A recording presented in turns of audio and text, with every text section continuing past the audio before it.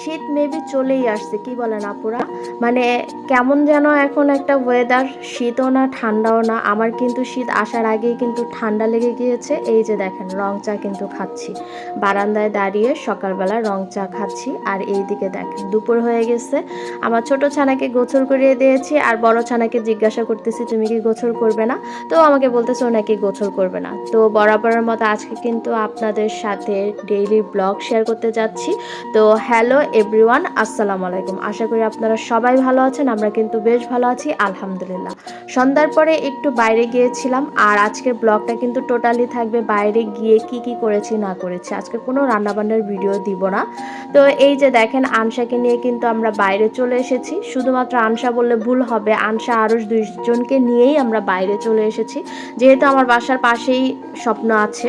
তো ভাবলাম একটু স্বপ্ন থেকে কিছু কেনাকাটা করি। তো আমার মেয়েকে দেখেন মাশাল্লাহ, সে এত স্মার্টলি সব কিছু এই ট্রলিটার মধ্যে নিচ্ছিল যে মানে আমি অবাক হয়ে যাচ্ছিলাম। ও কি আমরা যখনই বাজার করি তখন হয়তো ও এটা ফলো করে। তো যাই হোক, ও আমার জন্য মশলা নিতেছে, বলতেছে মা তোমার তো মশলাও লাগবে। সে স্মার্টলি এইখানে এত সুন্দর করে নিচ্ছিল, দেখছিল আর নিচ্ছিল। তো আমি এক পর্যায়ে বললাম এই তুমি যে এইগুলো নিচ্ছ তুমি কি জিজ্ঞাসা করছো, পারমিশন নিছো? তো এখন ও যে আবার পারমিশন নিতেছে যে আঙ্কেল আমি এগুলো কি নিতে পারি। তো যাই হোক, এই তো সামনের দিকে যতই যাচ্ছে এটা সেটা দেখে সে ট্রলিটার মধ্যে নিচ্ছে। আর এদিকে দেখেন বাপ ছেলে মিলে কি যেন খোঁজাখুঁজি করতেছে। যাই হোক, মানে আনসার এই ব্যাপারগুলো আমার কাছে খুবই অবাক লাগে যে এই মেয়েটা এত কিছু শিখতেছে কই থেকে, এত স্মার্টভাবে ও চলাফেরা করে। মাশাল্লাহ মাশাল্লাহ মাশাল্লাহ, আমার মেয়েটা দিনে দিনে বড় হচ্ছে আর অনেক স্মার্ট হয়ে যাচ্ছে। মাশাল্লাহ দিলে কোনো কিছু বলতে হয় না, সব কিছু এমনি এমনিই বুঝে যায়। তো যাই হোক, তো ভাবলাম ছানাপোনাদের যেহেতু সন্ধ্যায় নিয়ে বাইরে বের হয়েছি, তো ওদেরকে কিছু খাওয়ায় বাসায় নেই।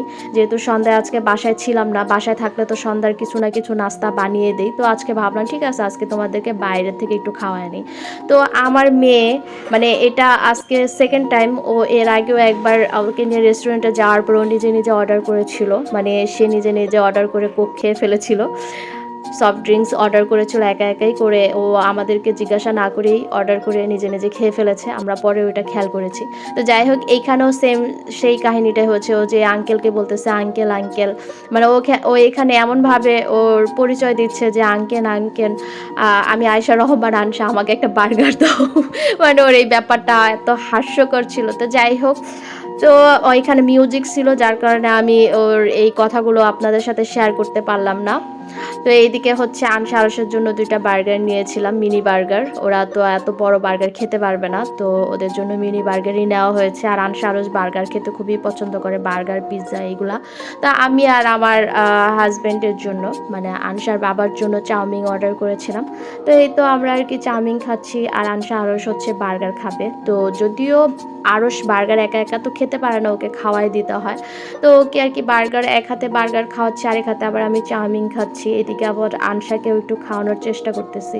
তো আনসা আর কি নিতে চাচ্ছিল না। ও মানে মেয়েটা এরকম যে রান্না করা মানে চিকেন খেতেই চায় না।